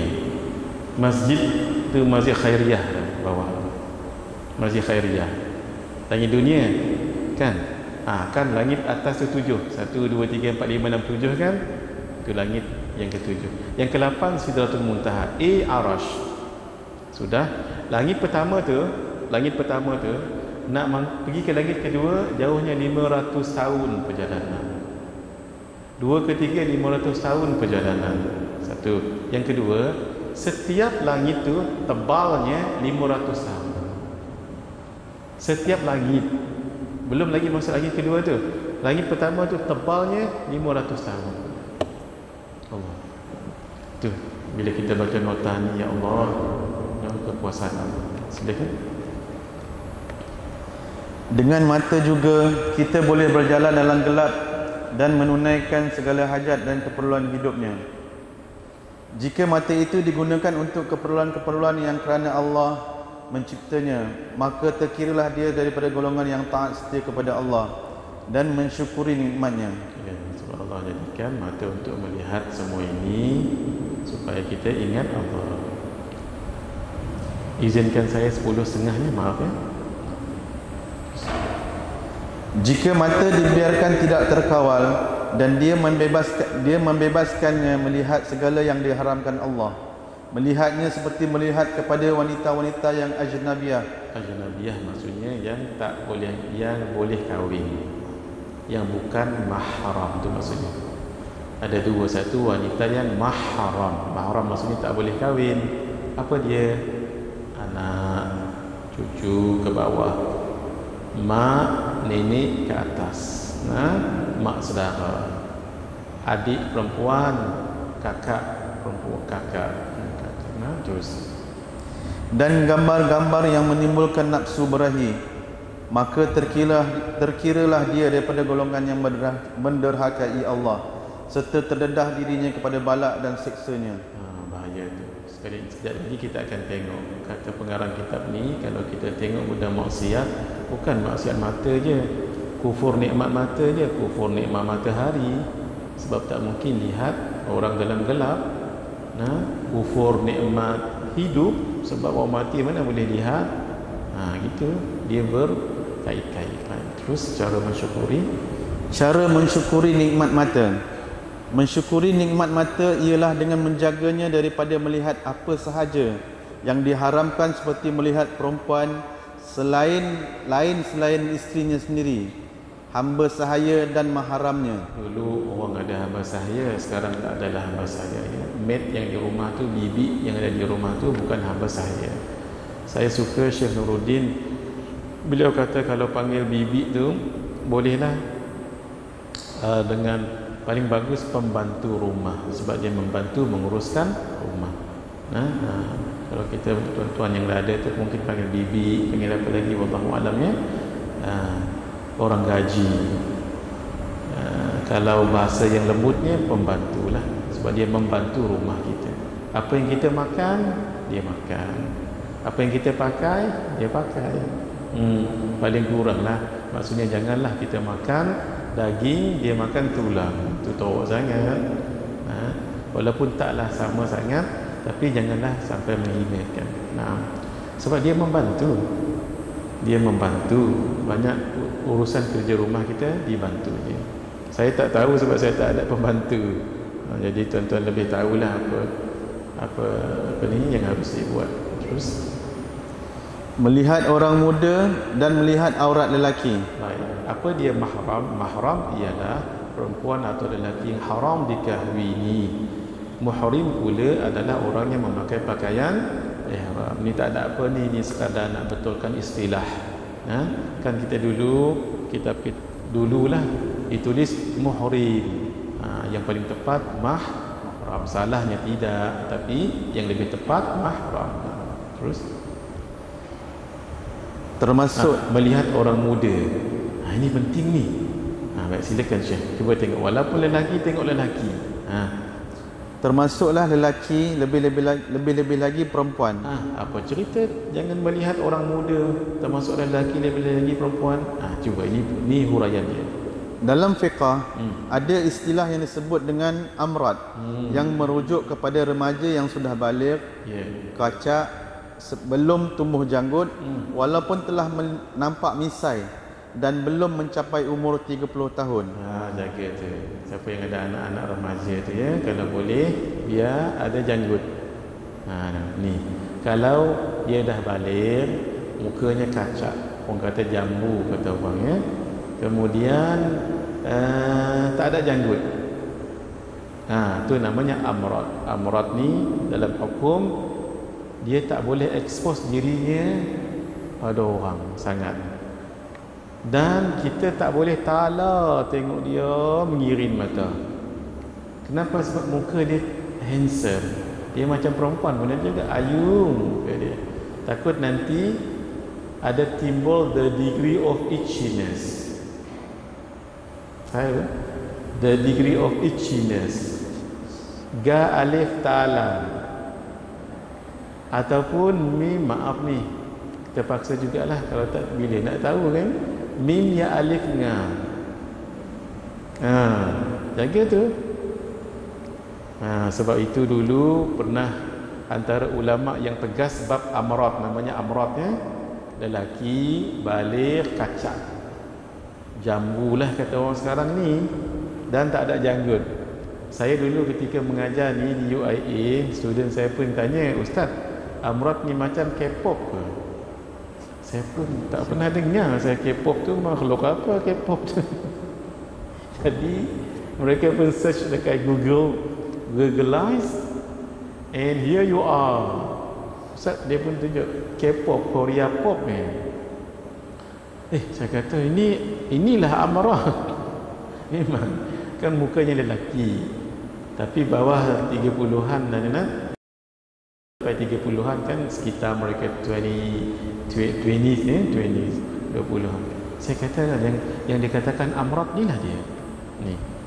Tapi katanya saya tak tahu betul tak betul, itu pembedahan katanya. Mata dia bedah, muka macam perempuan, lelaki tapi macam perempuan. Itulah amrat. Dalam hukum fiqah, mereka tak boleh expose dirinya pada orang, dan kita tak boleh tengok. Ulama yang paling tegas dalam bab ni Imam Nawawi. Sampai Imam Nawawi tak tengok amrat. Kalau boleh anak-anak remaja kita ya, biar ada janggut sikit lah.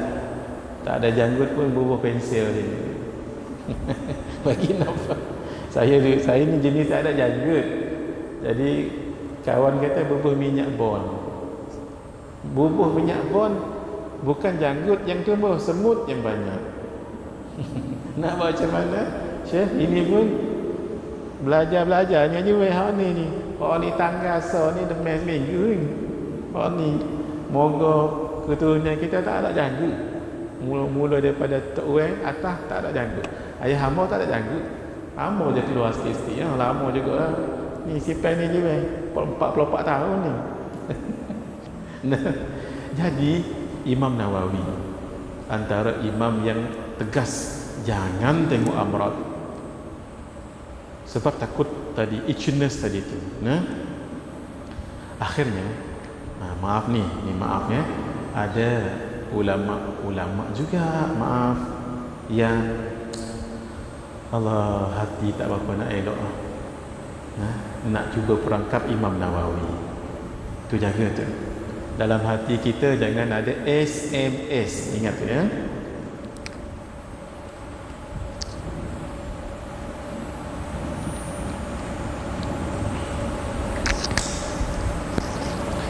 Dalam hati jangan ada penyakit SMS, hasad. Senang melihat orang lain susah, susah hatinya melihat orang lain senang. Itulah dia. SMS, buang. Ini bahaya. Dia walaupun dia ulama, ada juga penyakit ni. Ini yang berlaku pada Imam Nawawi. Ada juga ulama-ulama, maaf ya, cemburu dengan Imam Nawawi. Hasad. Mereka tahu Imam Nawawi paling tegas bab amrat tadi tu, lalu mereka nak perangkap Imam Nawawi. Macam mana? Imam Nawawi kan orang yang kuat pegang sunnah Nabi. Sunnah Nabi kalau bercakap dengan orang akan tengok orang tu wajahnya. Contoh Syekh kita di sini, saya walaupun begini badan, saya akan buat badan saya begini. Kalau Haji Wei kat sini, walaupun saya bercakap sini, Haji sedang bercakap dengan saya ya Haji Wei, sambil tengok muka dia. Itulah sunnah Nabi. Atas dasar tu mereka nak perangkap Imam Nawawi. Kenapa? Imam Nawawi tak tengok amrat, dibawanya amrat tu duduk di tengah majlis. Bila Imam Nawawi habis mengaji, selalunya beliau akan open the floor to Q&A session. Biasa begitu. Lalu perancangan mereka diletakkan amrat tengah-tengah tu, mesti Imam Nawawi mau tak mau tengok siapa yang bertanya. Tengok-tengok dah melihat amrat, tak tengok sangat kena hari ini. Itulah perancangan konspirasi mereka. Apa yang berlaku? Mereka bawa amrat tu di tengah majlis. Imam Nawawi lebih kurang bahasa Arab ya. Habis semua sekali, ayu soal, ada soalan kah? Berdiri budak amrat tadi. Imam Nawawi tengok, angkat muka. Bila angkat muka, yang cuba nak perangkap tadi tu, depa duduk sembang sama depa. Jaga, selagi kena. Ingat amrat tadi sudah balik, satu. Yang kedua, mukanya handsome. Dua, belum umur 30 tahun. 4, tak tumbuh janggut. Allah bagi karamah pada Imam Nawawi.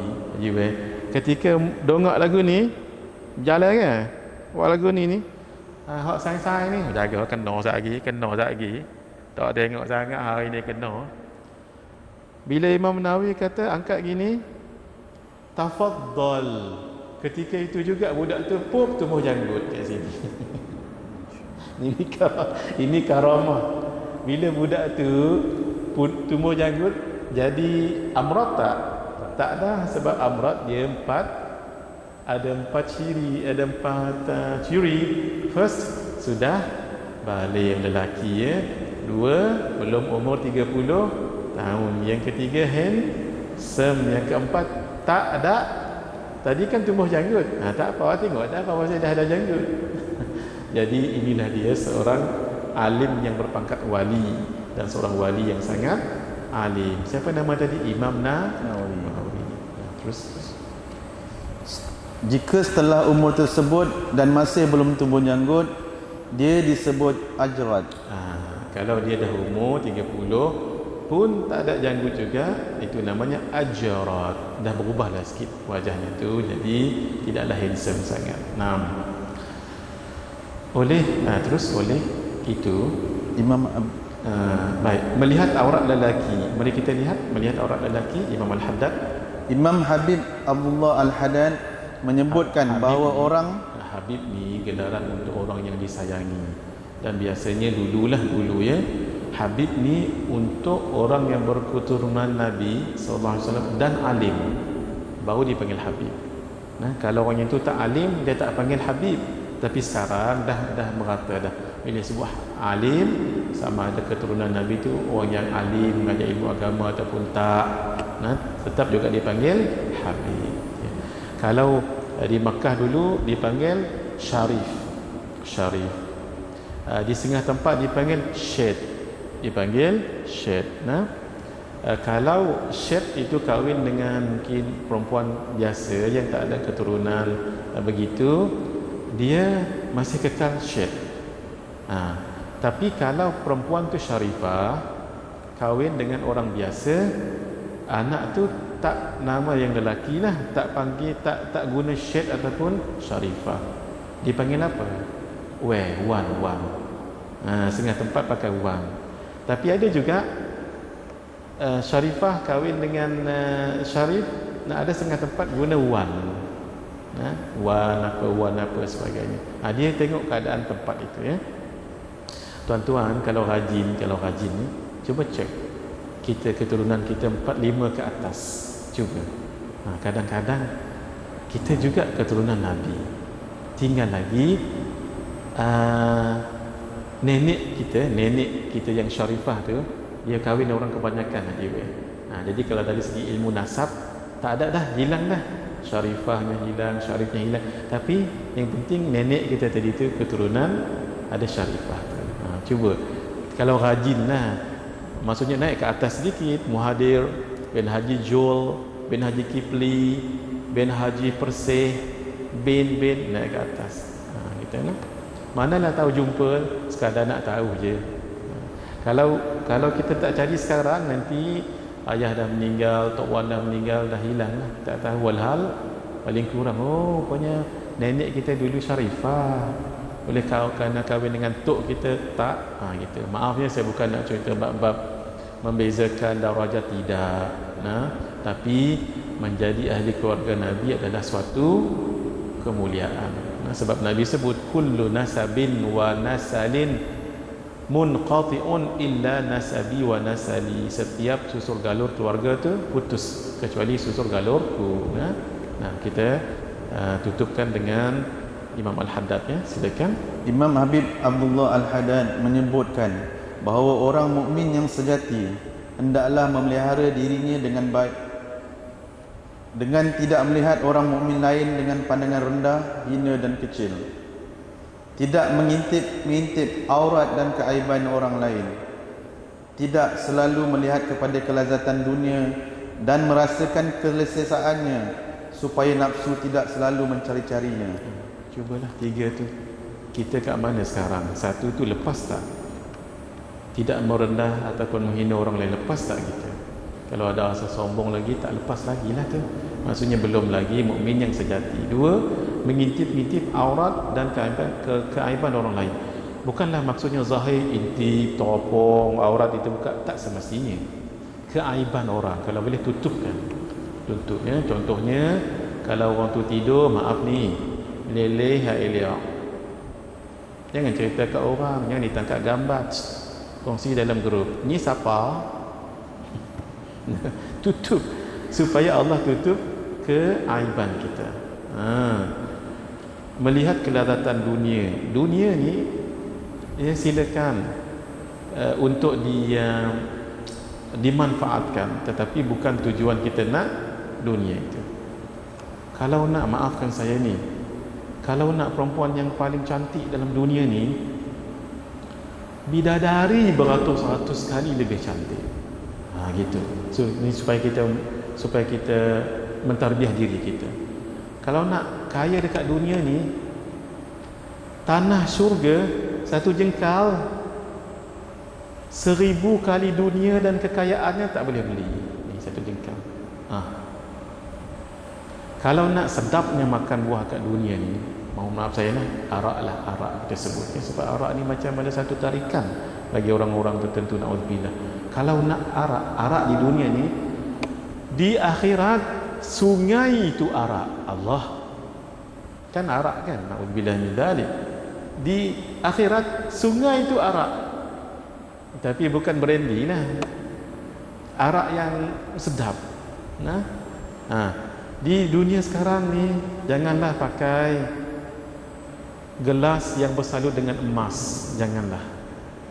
Sebab nanti di hari akhirat semua emas. Malah di hari akhirat gelas-gelas di sana lebih kurang macam ni. Dia tak ada ni, apa orang panggil ni, gagang tu, macam telinga tu apa tu? Gagang. Kenapa? Oleh kerana di dunia dia mengawal hawa nafsunya, di akhirat gelas ni tak ada gagang. Sebab kalau ada gagang, kita pegang macam ni je kan. Sebelah ni je pegang, seolah-olah Allah nak bagi, bab gelas pun terpulang pada kamu. Boleh terpulang pada kamu semahunya, sebab kamu menjaga hawa nafsumu di dunia. Hatta bab gelas itu pun terpulang pada kamu, tak dibagi gagang, nak pegang mana-mana pun boleh. Buah, jangan kata cari buah, teringin nak makan doyan musangking, musangking lala, buka tu Haji Wei tak ada ni, buka lala. Yang pelik kat sana tu, dia makan dia tak ada rasa muak. Dia tak ada rasa muak. Kalau kita kan 2-3 ulah muak dah Haji Wei dah. Kita tak makan, kau sedap lagi, sedap.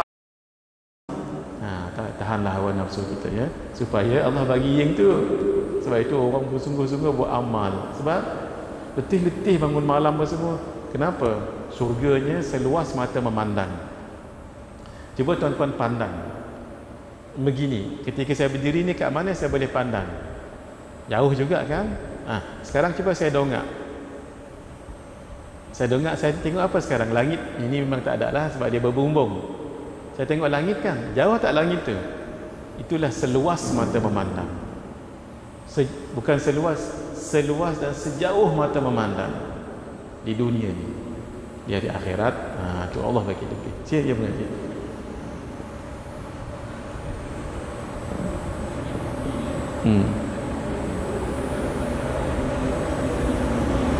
Ya.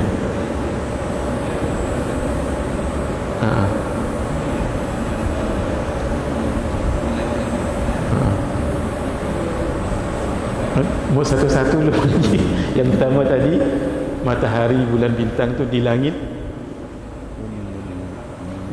bumi ke di langit pertama? Ya, semua yang kita tengok bawah ni, semuanya tu di langit pertama. Maksudnya bawah langit pertama, belum langit pertama lagi ni. Langit dunia, semua yang kita tengok sekarang ni, semua ada galaksi apa semua itu, semua baru di bawah langit pertama. Tak masuk langit pertama. Langit pertama wallahu alam, tak ada kitab sebut. Sebab itu dalam kekuasaan Allah. Itu soalan pertama, mengaji. Soalan kedua,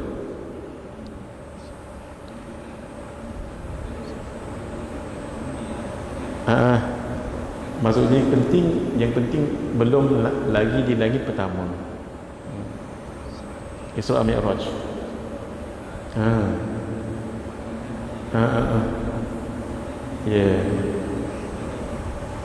Bagus soalan Bang Haji ni, saya suka.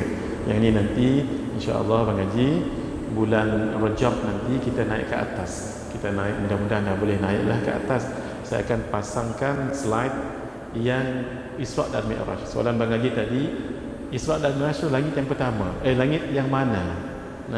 Wallahu alam, tapi sebagian ulama kata langit ni 1, 2, 3, 4, 5, 6, 7 tu. Satu langit ke satu langit berapa jauh tadi Bang Haji? 500 tahun perjalanan. 500 tahun perjalanan. Tapi perjalanan Nabi berapa? Tak sampai naiknya Isra'. Isra' maksudnya daripada Makkah ke Palestin, tu Isra'. Mi'raj ini pertama 2, 3, 4, 5, 6, 7. Turun lagi langit yang ke-6, jumpa Nabi Musa, naik lagi 9 kali, turun lagi dekat Baitul Maqdis, baru dekat sini. Semua ni hanya tak sampai setengah jam. Walhal kan 500 tahun tadi tu, yang tu kita akan cerita bab Isra' Mi'raj nanti. Dan siap dengan slide. Rasanya saya pernah bawa ni saya dulu sekali. Nanti kalau dah boleh naik, tak perlu tunggu Rejab lah ya. Kalau dah boleh naik, kita naik ke atas. Saya tolong ingatkan saya nanti, Umi ingatkan, saya akan tunjukkan macam mana perjalanan Isra' Mi'raj secara ringkas supaya tuan-tuan nampak gambar. Peristiwa ni bukan kecil-kecil ni. Bayangkan Makkah ke Palestin sebulan, balikkan sebulan. Langit pertama di sini, naik langit pertama. Atas kan langit dunia, langit pertama maksud saya ni. Pertama, 2, 3, 4, 5, 6, 7. Kemudian dapat 8 lagi.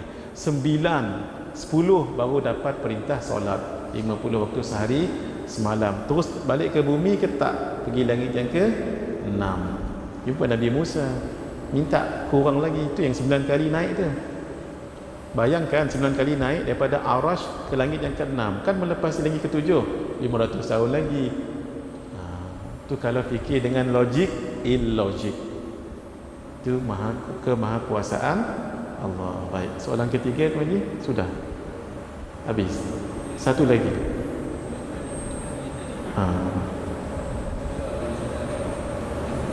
Nabi Musa. Betul.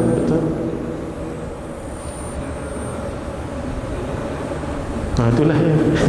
Itulah mengaji kalau secara praktikal memang tak tergambar kita. Kan Nabi Musa langit yang ke-6. Ingat lagi susunan Nabi, ingat lagi. Yang ini dah 17 kali ulang. Nabi di langit pertama tu Nabi apa? Ingat lagi. Kan ada 8 orang Nabi kat situ. 8 orang Nabi ataupun Rasul. Langit pertama Nabi Adam, yang kedua Nabi Isa dan Nabi Yahya, yang ketiga Nabi Yusuf, yang keempat Nabi Idris, yang kelima Nabi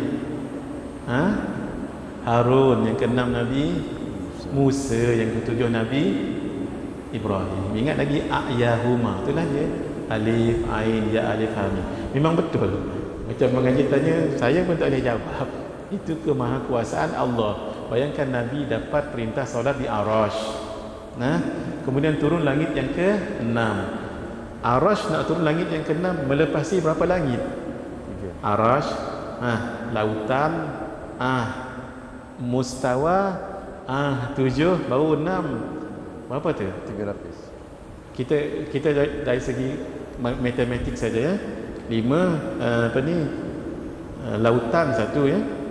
Sidratul Muntaha 2, 7, 3 darat dengan 500 berapa?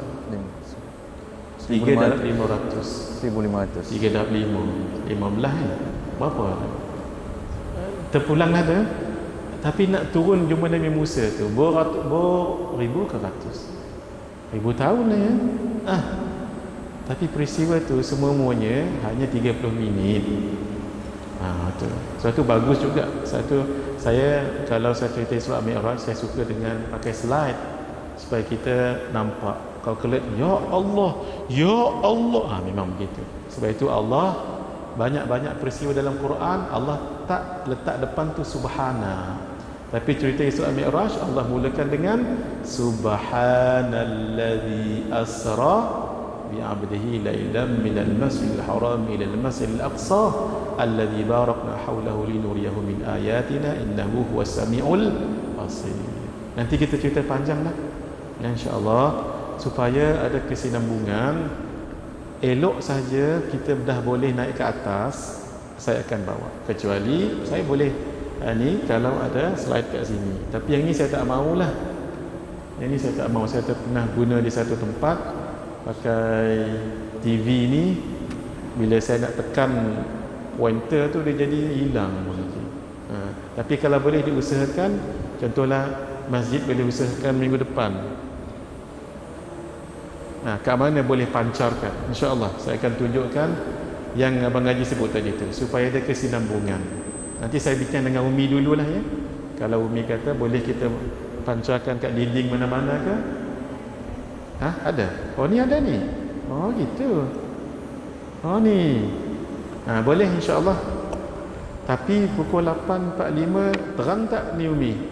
Terang. Kalau terang, insya-Allah Umi ingatkan saya hari Selasa minggu depan. Alang-alang saya dah cerita Isra Mi'raj.